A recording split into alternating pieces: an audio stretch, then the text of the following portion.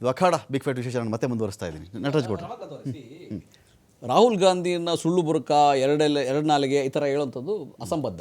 ಅದನ್ನು ಪ್ರೂವ್ ಮಾಡಲಿ, ಏನು ತೊಂದರೆ ಇಲ್ಲ. ಕರ್ನಾಟಕದಲ್ಲಿ ಆಗಿರ್ತಕ್ಕಂಥದ್ದು ಸಾಕ್ಷಿ ಸಮೇತ ಕೊಟ್ಟಿದ್ದಾರೆ. ಎಲೆಕ್ಷನ್ ಕಮಿಷನ್ನು ಯಾವಾಗಲೂ ಅವರು ಹೊಣೆಗಾರಿಕೆ ಏನಿರ್ತದೆ, ಎಲ್ಲ ಚುನಾವಣೆಗೆ ಮುಂಚೆ ಪರಿಷ್ಕರಣೆ ಮಾಡಿ, ವಿಧಾನಸಭಾ ಚುನಾವಣೆ ಮುಂಚೆನೂ ಪರಿಷ್ಕರಣೆ ಮಾಡಿದ್ರು, ಲೋಕಸಭಾ ಚುನಾವಣೆಗೂ ಪರಿಷ್ಕರಣೆ ಮಾಡಿದ್ರು. ಪರಿಷ್ಕರಣೆ ಮಾಡಿದ್ರು ಕೂಡ ಇಷ್ಟೊಂದು ಬೃಹತ್ ಮಟ್ಟದ ಒಂದು ಲೋಪಗಳಿದ್ದಾವೆ.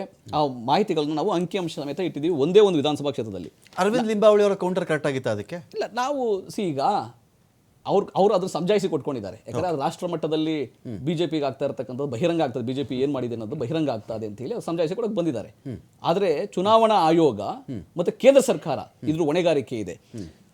ನಾವು ಒಂದೇ ಒಂದು ವಿಧಾನಸಭಾ ಕ್ಷೇತ್ರದಲ್ಲಿ ಇದನ್ನು ಪ್ರೂವ್ ಮಾಡಿ ತೋರಿಸಿ, ರ್ಯಾಂಡಮ್ ಆಗಿ ಇಡೀ ದೇಶದಲ್ಲಿ ನಾವು ಕೇಳಿದ್ದು ಡಿಜಿಟಲ್ ಫಾರ್ಮ್ಯಾಟ್ ಅಲ್ಲಿ ವೋಟರ್ ಲಿಸ್ಟ್ ಕೊಟ್ಟಿಲ್ಲ. ಓಕೆ, ಇದು ಪಾರದರ್ಶಕತೆ ಇದೆಯಾ ಚುನಾವಣಾ ಆಯೋಗದ್ದು? ಪಾರದರ್ಶಕತೆ ಇಲ್ಲ. ಚುನಾವಣಾ ಆಯೋಗ ಏನೋ ತಪ್ಪು ಮಾಡಿದೆ, ಅದು ಮುಚ್ಚಾಕೊಳ್ಳೋಕೆ ಪ್ರಯತ್ನ ಮಾಡ್ತಾ ಇದೆ.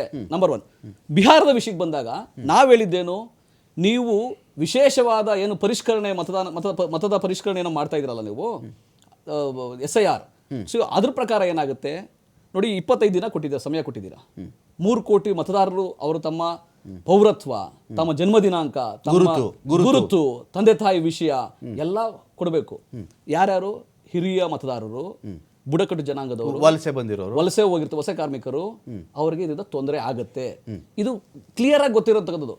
ಯಾರೋ ಅಲ್ಲಿಂದ ಬಿಹಾರಿಂದ ಬಂದು ವಲಸೆ ಬೆಂಗಳೂರಲ್ಲಿ ಕೆಲಸ ಮಾಡ್ತಿರೋನು ಇವನು ವಾಪಸ್ ಹೋಗಿ. ಇನ್ನೊಂದು ಪ್ರಶ್ನೆ ಗೊತ್ತಾ ನಟರಾಜ್ ಗೌಡ್ರೆ, ಇಲ್ಲಿ ದೊಡ್ಡ ಪ್ರಶ್ನೆ ಏನು ಅಂತ ಹೇಳಿದ್ರೆ, ಇದು ಒಂದು ಭಾಗ. ಇಲ್ಲಿ ಎಲ್ಲರೂ ಹೇಳ್ತಿರೋದು ಏನು ಅಂತ ಹೇಳಿದ್ರೆ, ಇದೊಂದು ಎಲೆಕ್ಷನ್ಗೆ ಇನ್ನೊಂದು 3-4 ತಿಂಗಳು ಇರಬೇಕಾದ್ರೆ ಇಂಥ ಸರ್ಕಸ್ ಮಾಡಬಾರ್ದು. ಅದೇನೆ 1 ವರ್ಷ ಮುಂಚೆನೋ 1.5 ವರ್ಷ ಮುಂಚೆನೋ ಮಾಡಿದಾಗ ಚೇತರಿಸ್ಕೊಳ್ಳಿಕ್ಕೆ, ಸುಧಾರಿಸ್ಕೊಳ್ಳಿಕ್ಕೆ ಒಂದು ಟೈಮ್ ಸಿಗುತ್ತೆ ಅಲ್ಲಿ. ಇದು ಇಂಟೆನ್ಸಿವ್ ಆಗಿ ನೀವು ಇದನ್ನ ಈ ಒಂದು ಅಭಿಯಾನ ಮಾಡಿಬಿಟ್ರೆ ಹೆಂಗೆ? ಹೌದು, ಅದನ್ನ ನೀವು ದೊಡ್ಡ ಕ್ವಶನ್ ಅದು. ಈಗ ಆ ಭಾಗದವರು ಈಗ ಲೋಕಸಭಾ ಚುನಾವಣೆ ಮುಗಿದು ಜಾಸ್ತಿ ಸಮಯ ಏನಾಗಿಲ್ಲ. ಆ ಸಮಯದಲ್ಲಿ ಅದಕ್ಕಿಂತ ಮುಂಚೆ ಮಾಡ್ಬೋದಾಗಿತ್ತು, ಇಲ್ಲ ಅದು ಮುಗಿದ ತಕ್ಷಣ ಅವಾಗಿಂದ ಶುರು ಮಾಡ್ಬೋದಾಗಿತ್ತು. ನೀವು ಉದ್ದೇಶಪೂರ್ವಕವಾಗಿ ಅಲ್ಲಿನ ಮತದಾರರು ನೋಡ್ರಿ, ಯಾವುದೇ ಒಬ್ಬ ಅರ್ಹ ಮತದಾರನಿಂದ ಮತಗಳು ಕಳ್ತನ ಆಗಬಾರ್ದು, ನೀವು ಆ ಪಟ್ಟಿಯಿಂದ ಹೊರಗೆ ಉಳಿಯಬಾರ್ದು. ಕರೆಕ್ಟ್. ಇದು ಚುನಾವಣಾ ಆಯೋಗದ ಜವಾಬ್ದಾರಿ. 65 ಲಕ್ಷಗಳನ್ನು ನೀವು ಮತಗಳನ್ನ ಕಮ್ಮಿ ಮಾಡ್ತೀರಾ, ಇದು ಮುಂಚೆಯಿಂದ ನಮ್ಗೆ ಊಹೆ ಇದ್ದೇ ಇದೆ. ಯಾಕಂದ್ರೆ ಇದು ಅವ್ರು ಮಾಡ್ತಾರೆ ಈ ರೀತಿ. ಯಾರು ಆಚೆಗೆ ಹೋದಂತಹ ಬುಡಕಟ್ಟು ಜನಾಂಗದವರು, ವಯೋವೃದ್ಧರೋ ಅಥವಾ ಮೈನಾರಿಟಿಯವರೋ ಓಟನ್ನ ಇವ್ರು ಡಿಲೀಟ್ ಮಾಡೋಕ್ಕೆ ಪ್ರಯತ್ನ ಮಾಡ್ತಾರೆ. ಇದು ಬಂದಿರತಕ್ಕಂಥ. ನಾನು ಮತ್ತೆ ರಾಜಣ್ಣ ವಿಚಾರಕ್ಕೆ ಬಂದ್ಬಿಡ್ತೀನಿ.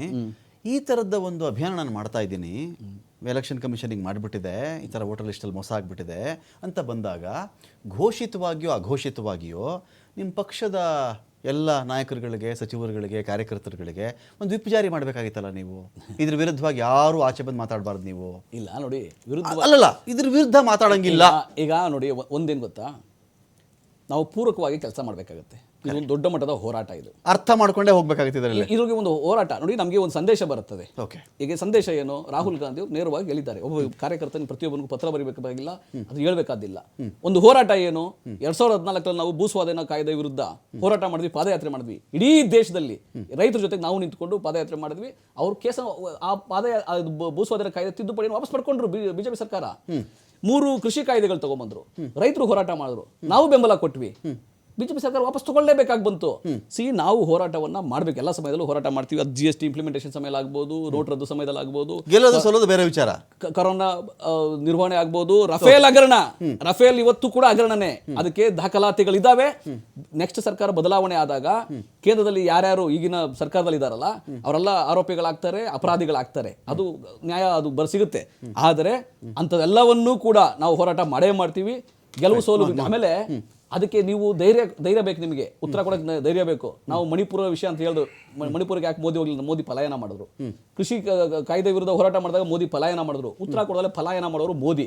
ರಾಹುಲ್ ಗಾಂಧಿ ಅವರು ಪ್ರತಿಯೊಬ್ಬರಿಗೂ, ಪ್ರತಿಯೊಬ್ಬ ಮಾಧ್ಯಮದವ್ರಿಗೂ, ಪ್ರತಿಯೊಬ್ಬ ವ್ಯಕ್ತಿಗೂ ಪಾರ್ಲಿಮೆಂಟ್ ಅಲ್ಲಿ ನಿಂತು ಮಾತಾಡ್ತಾರೆ ಹೊರತು ಸುಳ್ಳು ಹೇಳುವಂಥದ್ದು ರಾಹುಲ್ ಗಾಂಧಿಗಿಲ್ಲ. ಮೋದಿ ಮಾತ್ರ 11 ವರ್ಷದಲ್ಲಿ ಸತ್ಯ ಹೇಳುವಂಥದ್ದು ಗೊತ್ತೇ ಇಲ್ಲ ಅವ್ರಿಗೆ. ಮೋಹನ್, ಈಗ ನನ್ನ ಪ್ರಶ್ನೆ, ಈಗ ಬಿಹಾರದ ಎಲೆಕ್ಷನ್ ಆಗಲಿ ಅಥವಾ ಕಂಪ್ಲೇಂಟ್ ಮಾಡ್ತಿರೋದು, ರಾಹುಲ್ ಗಾಂಧಿ ಕಂಪ್ಲೇಂಟ್ ಮಾಡ್ತಿರೋದಾಗಲಿ, ಒಂದು 65 ಲಕ್ಷ ಮತದಾರರು ಆ ಚುನಾವಣೆಯಲ್ಲಿ ಇವತ್ತಿಗೆ ಅವರು ಡಿಲೀಷನ್ ಆಗಿಬಿಟ್ಟಿದ್ದಾರೆ ಅಂತ ಅಂದ್ಕೋ, ಇವ್ರು ಯಾರೂ ಇಲ್ಲ ಅಂಥೇಳಿ. ಅದು ಸರಿಯಾಗಿದೆ ಅಂತ ನಿಮ್ಮ ಒಪಿನಿಯನ್? ಚುನಾವಣೆಗೆ ಸರಿಯಾದ ಕೆಲಸ ಮಾಡಿದೆ ಅಂತ ಹೇಳಿ? ಅಲ್ಲ, ಚುನಾವಣಾ ಆಯೋಗ ಅದ್ರ ಕೆಲಸ ಮಾಡಿದೆ, ಪ್ಲಸ್ ಈಗ ವಿಂಡೋ ಕೊಟ್ಟಿದೆ. ನಿಮ್ಗೆ ಯಾರು ಬಿಟ್ಟೋಗಿದ್ರೆ ನಿಮ್ಮ ಹೆಸರನ್ನ ಅಂತ ಹೇಳಿ ಡೈಲಿ ಪಬ್ಲಿಷ್ ಮಾಡ್ತಾ ಇದೆ, ಅದು ತಗೊಂಬನ್ನಿ ಅಂತ ಹೇಳಿ. ಮತ್ತೆ ನೀವು ಆನ್ಲೈನು ಮಾಡ್ಬೋದು. ನಮ್ಮ ಆಮ್ ಆದ್ಮಿ ಪಾರ್ಟಿ ಅವ್ರು ಹೇಳ್ತಾರೆ ಅದಕ್ಕೋಸ್ಕರ ರೈಲಲ್ಲಿ ಹೋಗ್ಬೇಕಂತ, ಅವ್ರಿಗೆ ಮಾಹಿತಿನೇ ಇಲ್ಲ. ಫಸ್ಟ್ ಆಫ್ ಆಲ್ ಆನ್ಲೈನಲ್ಲೂ ಮಾಡ್ಬೋದು. ಅವ್ರು ಯಾರು ಕೆಲಸ ಕೊಟ್ಟಿದ್ದಾರೆ ಅವ್ರು ಕೆಲಸ ಕೊಟ್ಟು ಮಾಡಿಸ್ಕೊಡ್ತಾರೆ. ದೇಶದಲ್ಲಿ ಎಷ್ಟು ಜನಕ್ಕೆ ಆನ್ಲೈನ್ ಬರುತ್ತೆ? ನಿಮಗೂ ಬರಲ್ಲ, ಎಲ್ಲರಿಗೂ ಬರುತ್ತೆ. ಕೇಳಿಸ್ಕೊಳ್ಳಿ ಒಂದು ನಿಮಿಷ, ಆಮೇಲೆ ಕಂಟಿನ್ಯೂಡ್. ಆನ್ಲೈನ್ ಮಾಡಂಗಿದ್ರೆ ಅಲ್ಲ, ಕಂಟಿನ್ಯೂಡ್. ಚಿಕ್ಕದಾಗಿ ಒಂದು ಪ್ರಶ್ನೆ ಇದೆ, ಕೇಳ್ಬಿಡ್ತೀನಿ, ನೀವೇ ಕಂಟಿನ್ಯೂ ಮಾಡಿ.